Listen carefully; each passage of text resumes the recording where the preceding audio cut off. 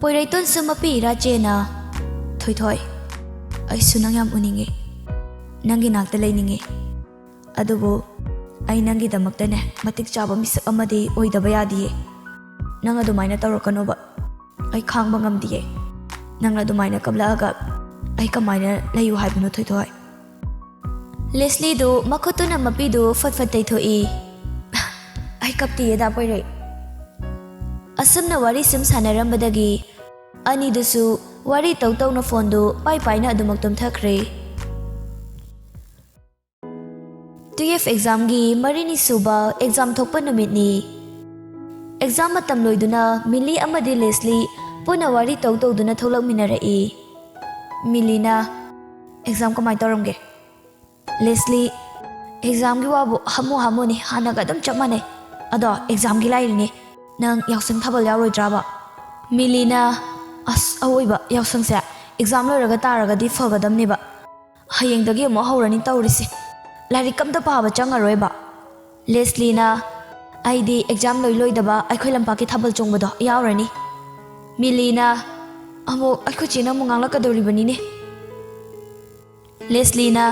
is sida laiba sunatabadubo ado noi chedo dajeles kapuna changmina khiro Millie aikho chena budi sida tamgena haiba aduda babana ne dajelesu Delhi da tamgadabanina punna changmina rona ne pulap changhankhre Leslie na mung makha tarai adudi komi kaino Millie su ado akhoma da hairaga punna tholaki ko Leslie su asengba tholo ko ibani punna chongmina seba ko Millie hoeba nongan baga yausang hoba numit ni exam tawdaba leikai singdagi leijaba mayep thaganarai ayuk nungthildana sport na chingba tawduna pumlang hinglangi numidangdana thabalgi makholduna maikai marimak hek nilli yausang humni janba numit ni Millie amadi Leslie exam ni haiba phau kawbo makai thabalgi paisa khaibaga chatli sida sunate sport na chingbada su amata lemna thaba janate ani du exam ni haibagi wakhal ga tawdi thabal chongna ba haiduna loisina ba haurai somdana eriek ayuk angan badagi numita phau lairik tawrami fana chachaning ba lairabasu home tutor kauduna mahak po takhalibani upai laite eriek mathang thopa subject tu paduna lairami tanjadu ta Jason mangonda call tawrai eriek hello Jason eriek nang kaidorige eriek as exam manu sida lairik padadana kaidodurige Jason mu makha tarai nangbu yausang loi khidore ne amuda di yausang thabal chongba chalu sidana eriek as ai ni hena chaningi ni ne yada tawrini nongan badagi numita bhawa home tutor adum laani aduga sangaga leirani ba nungdang yorokpadadi amuk isa se padrak tare Jason mu makha tarai as hai report daba hanjin tawraga kawrakna bani kana dise ngasi di thabul chalu seba loba laki ko eriek as akhoi maga pabungana yarakadaba mande Jason nong phadok ni kaino yarakani numit khudingi ne chatke habisu natana eriek su as hai rubada oinam phateda kaisu yaroi khangiba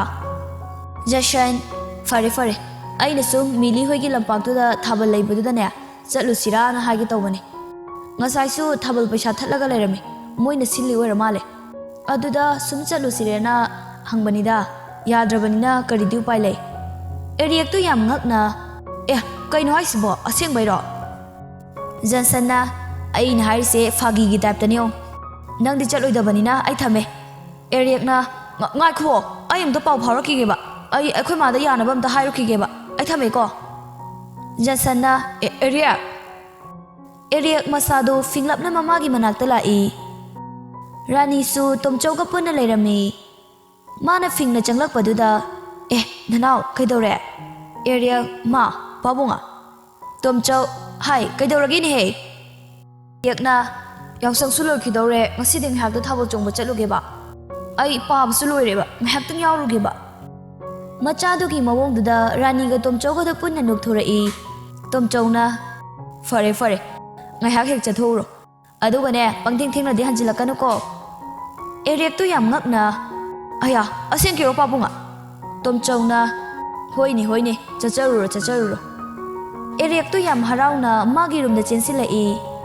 aduga mamanabasingdu mathang pau phaunarei aduga lusinba horai Eric masadu patak tauraga wangi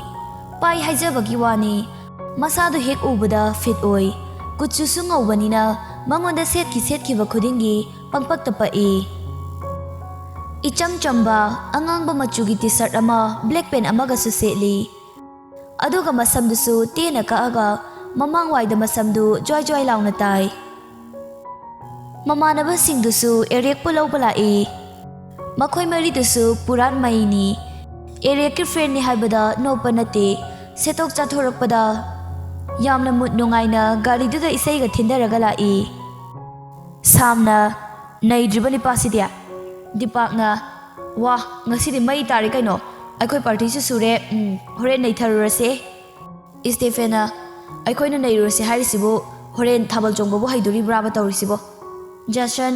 thabal bu kaino he hekta pakchong chonga lori kaino Eric na as nahan khai su chongbo phanglak phasu nate amuk ne horen ne ichop na dana bako samna nahan khai chonglak tabagi natro aikoi na neiruse harisibo Stephena Kana dese horen thokpa mamai tawrasani Asam na makhoi punna Millie hoi gi thabal chongpham da lakle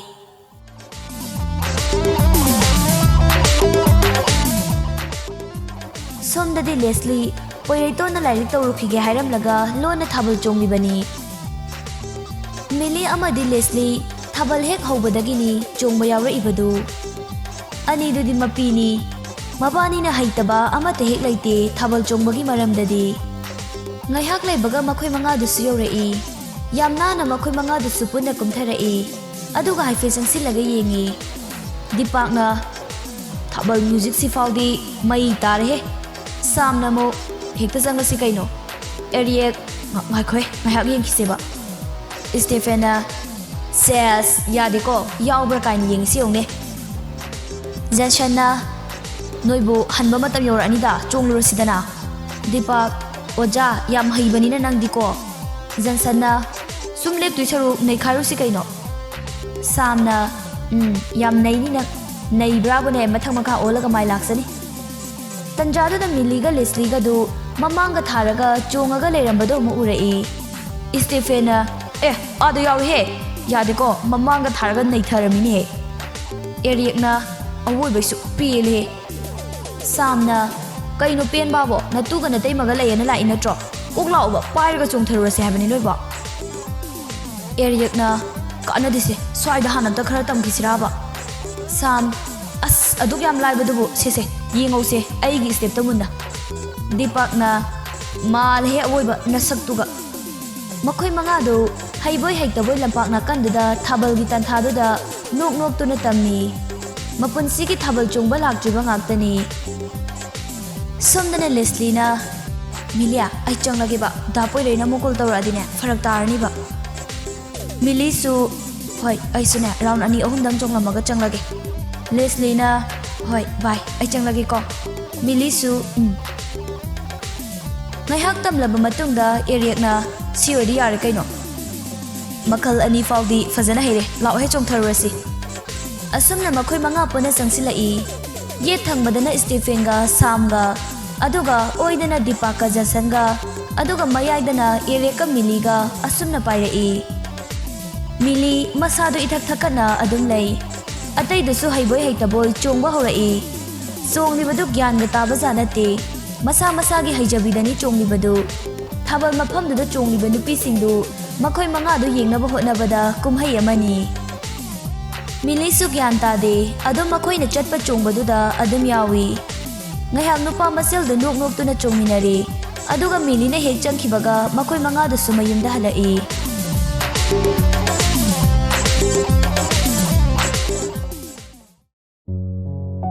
lamta thagi yausang su loikre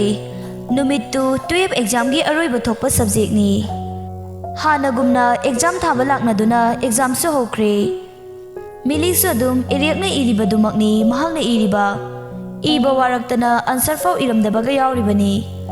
samanaba answer duda Millie gi handwriting duda atopa answer ama malibani amuk ka amuk su faigatni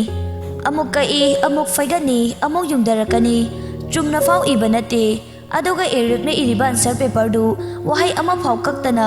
ꯂꯩꯇꯦꯡ ꯃꯥꯟꯅꯅ ꯑꯁꯨꯛꯀꯤ ꯃꯇꯤꯛ ꯐꯖꯅ ꯃꯥꯒꯤ ꯍꯦꯟꯔꯥꯏꯇꯤꯡꯗꯨꯇꯪ ꯎꯕꯗ ꯐꯅ ꯂꯥꯜꯂꯕꯁꯨ ꯐꯨꯜ mark ꯍꯦꯟꯅ ꯄꯤꯅꯤꯡꯕ ꯑꯗꯨꯃꯛ ꯑꯣꯏꯔꯤꯕꯅꯤ. ꯉꯥꯏꯍꯥꯛ ꯂꯩꯕꯒ ꯑꯦꯛꯖꯥꯝ ꯃꯇꯝ ꯂꯣꯏꯅꯔꯛꯇꯨꯅ ꯊꯣꯡꯅꯔꯛꯏ. ꯃꯤꯂꯤ ꯏꯁꯇꯤꯌꯔꯗꯣ ꯍꯦꯛ ꯀꯨꯝꯊꯔꯛꯄꯒ ꯑꯦꯔꯤꯛ ꯃꯈꯣꯏ ꯃꯉꯥꯗꯨ ꯄꯨꯟꯅ ꯂꯦꯞꯇꯨꯅ ꯂꯩꯔꯝꯃꯤ. ꯃꯤꯂꯤ ꯃꯄꯨꯛꯅꯤꯡꯗ ꯈꯔ ꯆꯤꯡꯅꯅ ꯃꯃꯥꯏꯗꯨ ꯍꯥꯏꯐꯦꯠ ꯅꯣꯟꯊꯔꯒ ꯆꯠꯂꯤ. ꯇꯨꯡꯂꯣꯝꯗꯒꯤ ꯑꯦꯔꯤꯛꯅ "ꯑꯣꯏ!" ꯃꯤꯂꯤ ꯆꯠꯂꯝꯕꯗꯨ ꯆꯞ ꯂꯦꯞꯄꯤ. ꯑꯗꯨꯒ ꯏꯊꯛ ꯊꯛꯀꯠꯅ ꯃꯃꯥꯏꯗꯨ ꯑꯣꯟꯊꯣꯔꯛꯏ. "ꯑꯩꯕꯨꯔꯣ? ꯑꯦꯔꯤꯛ, ꯅꯪꯉꯣꯟꯗ ꯅꯠꯇ꯭ꯔꯗꯤ ꯑꯇꯩ ꯑꯇꯣꯞꯄ ꯀꯅꯥ ꯂꯩꯒꯦ?" ꯃꯤꯂꯤ ꯇꯞꯅ "ꯀꯩ ꯍꯥꯏꯒꯗꯕꯅꯣ?" ꯑꯦꯔꯤꯛꯅ "ꯀꯩꯝꯇꯒ ꯊꯥꯒꯠꯃꯟ ꯄꯤꯔꯣꯏꯗ꯭ꯔꯣ ꯍꯥꯏꯁꯦ?" ꯃꯤꯂꯤꯅ "ꯀꯩꯕꯨꯅꯣ ꯍꯥꯏꯁꯦ?" ꯑꯅꯤꯗꯨꯒꯤ ꯃꯑꯣꯡꯗꯨꯗ ꯑꯇꯩ ꯃꯃꯥꯟꯅꯕꯁꯤꯡꯗꯨ ꯈꯥꯡꯕ ꯉꯝꯗꯅ ꯅꯣꯛꯊꯣꯔꯛꯏ. ꯗꯤꯄꯥꯛꯅ "ꯑꯩꯈꯣꯏ ꯌꯥꯎꯔꯗꯤ ꯑꯣꯏꯔꯔꯣꯏ ꯈꯪꯉꯦ. ꯑꯩꯈꯣꯏ ꯃꯈꯥꯗ ꯂꯩꯔꯝꯃꯒꯦꯀꯣ." ꯁꯥꯝꯅ ꯑꯃꯨꯛ "ꯑꯗꯨ ꯐꯥꯎꯕ ꯉꯝꯗ꯭ꯔꯗꯤꯅꯦ ꯁꯤꯖꯈ꯭ꯔꯣꯏ ꯅꯪ ꯅꯨꯄꯥ ꯑꯣꯏꯅ ꯄꯣꯛꯂꯨꯕꯒꯤ ꯀꯥꯟꯅꯗ꯭ꯔꯦ." ꯖꯟꯁꯟꯅ "ꯏꯇꯥꯎ ꯅꯨꯡꯁꯤꯕ ꯀꯥꯟꯅꯗꯦ, ꯑꯣꯜ ꯗ ꯕꯦꯁ." ꯁ꯭ꯇꯦꯐꯦꯟꯅ ꯑꯃꯨꯛ "ꯆꯠꯂꯦ ꯑꯩꯈꯣꯏ."